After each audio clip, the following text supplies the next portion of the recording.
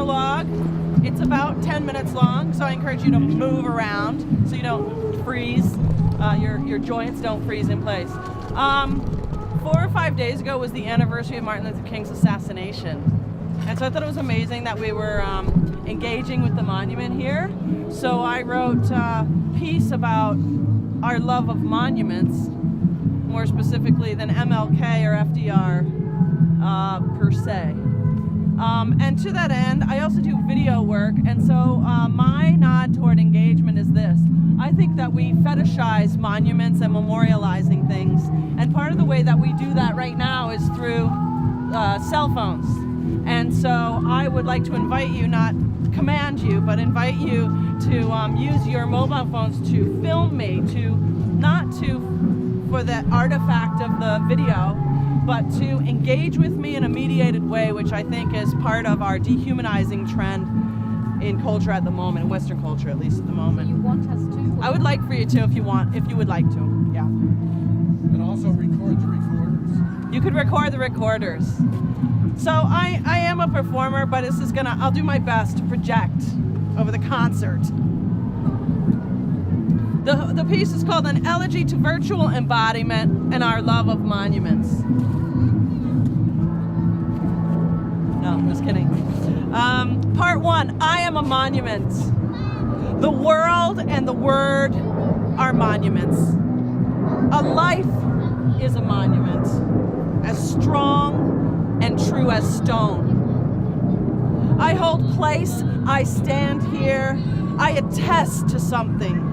To animate and inanimate others, to people, events, loves, tragedies that have come before me. I am a monument. I have thingness, I have substance, I am here. This is my body. I take up space, I comment on my world. In other words, I memorialize.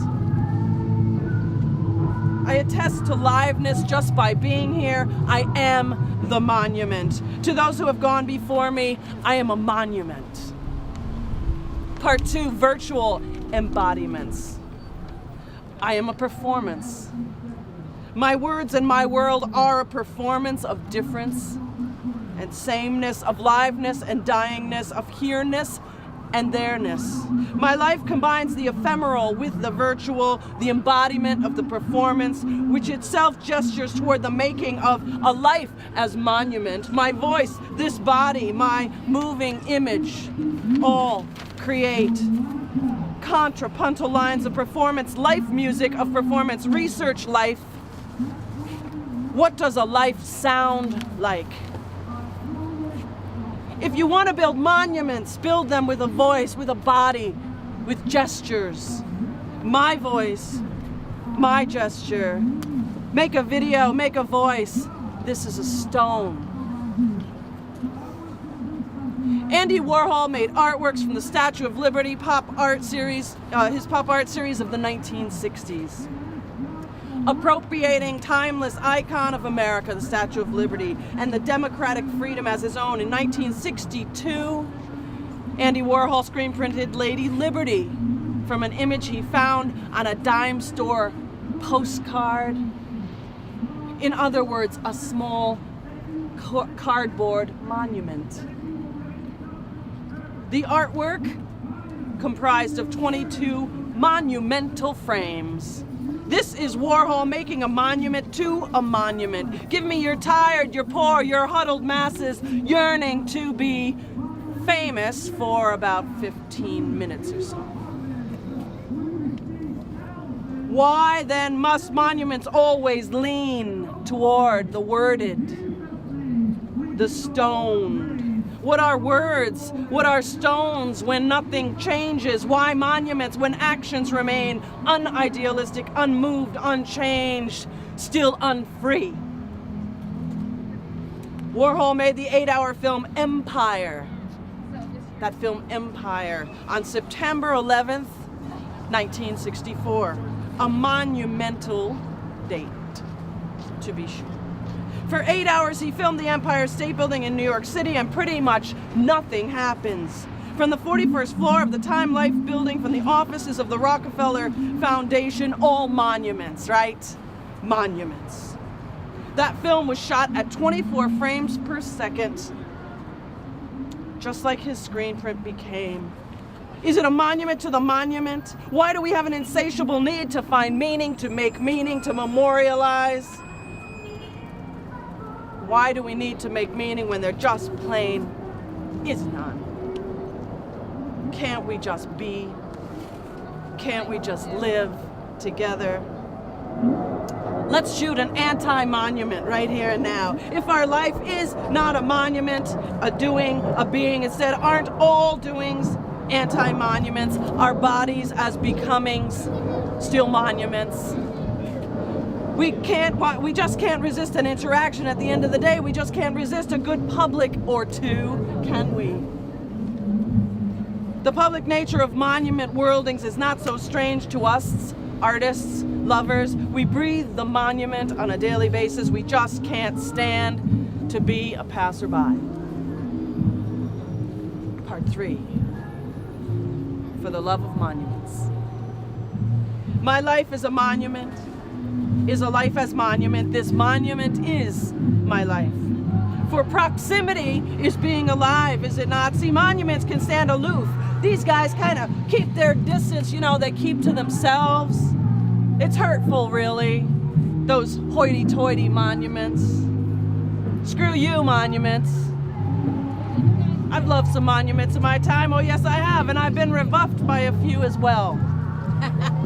It hurts.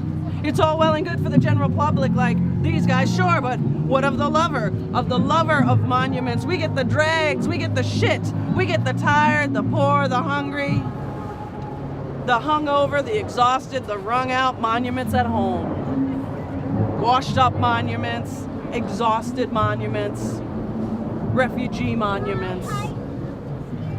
Everyday lives. Sure, everyone loves a monument. Who wouldn't? Tall, strong, clear, stoic, rain or shine, so pat. Ugh, who cares? But what of Mount Rushmore at 9 o'clock on a Friday afternoon? I bet Raymond Carver has something to say about that. Not so flashy when it's time to knock off. The Monument After Hours bar, where they all hang out. Not so erect then, hey. The private life of monuments. Not so pretty, not so inspirational, up close and personal. See, my monuments are words. Words in my life are everything. They're weapons, wine, flowers, rose petals, tools of seduction, celebration, love, rage, and the oral embodiment of connection, longing to belong. Words are my airborne monuments. See, they climb, leap, roll, tumble, fall, hang, bounce, and of course they do slam as well. Words have their own word bodies too. They word move the air, they word punch you in the face, they word push you from the back. They lift you up to the word branch right overhead.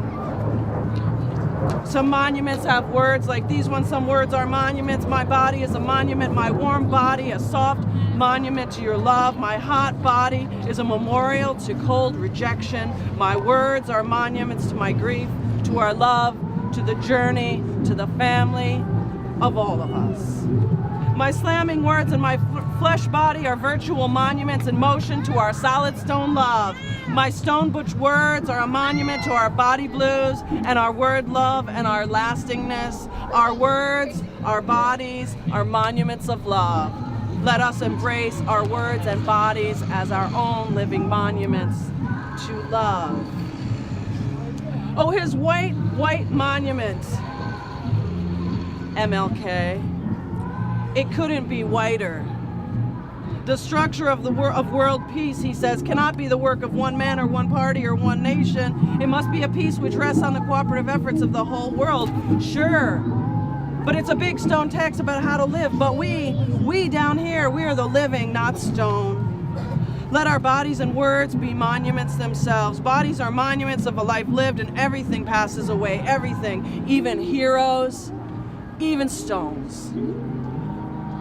like Mount Rushmore, just think about Mount Rushmore for a minute.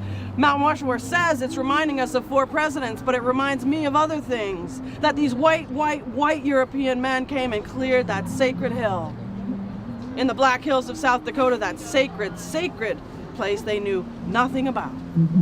They came and carved up the sacred place. It was already a monument.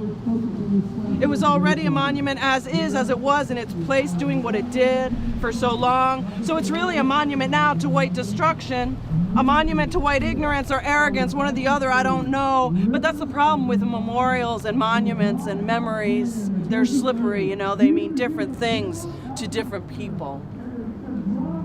So why do we want our monuments to behave differently than our lives, our bodies, our own living words? What do we so fear or find so unsatisfying in these tender, aging human monuments that we can carry around? MLK is gone, but we are here. These bodies that give and take and scar and pinch and wither. These bodies that wither, that love and push and pull and weep and twist and fatten, expand and contract. Our bodies that expand and contract. Isn't this a monument too? Aren't we breathing monuments in flesh? Monuments to love, to pain, to striving, to those functions that the post-human can't yet do.